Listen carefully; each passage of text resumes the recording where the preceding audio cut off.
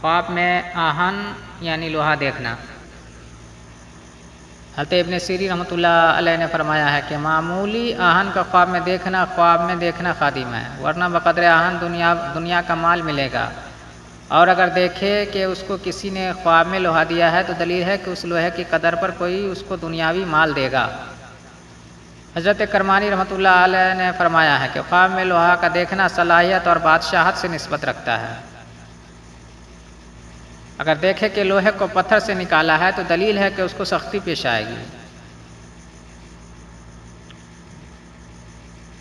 حضرت جابر مغربی رحمۃ اللہ علیہ نے فرمایا ہے کہ اگر کوئی شخص خواب میں دیکھے کہ آہنگری کرتا ہے حالانکہ وہ آہنگروں میں سے نہیں ہے تو اس امر کی دلیل ہے کہ کسی کے ساتھ جھگڑا ہوگا، اور اگر یہ خود آہنگر ہے تو یہ خواب خیر و منفعت کی دلیل ہے۔ اور بعض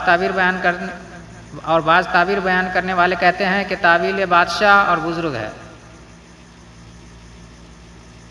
حضرت ابن سیرین رحمۃ اللہ علیہ نے فرمایا ہے کہ اگر آہنگر خواب میں معروف کو دیکھے تو بادشاہی کی دلیل ہے، اور اگر معروف کو نہ دیکھے تو جو کچھ دیکھا ہوگا اس کی نیک اور بد تعبیر آہنگری کی طرف رجوع کرے گی۔ اور اگر خواب میں دیکھے کہ لوہے یا پیتل کو گلاتا ہے تو دلیل ہے کہ وہ شخص لوگوں کی غیبت کرتا ہے اور برا کہتا ہے۔ حضرت جعفر صادق رحمۃ اللہ علیہ نے فرمایا ہے کہ جو چیز خواب میں لوہے کی خواہ دو سوزن دیکھے دلیل نفع اور قوت اور ولایت اور توانائی اور دشمن پر فتح پانے کی دلیل ہے۔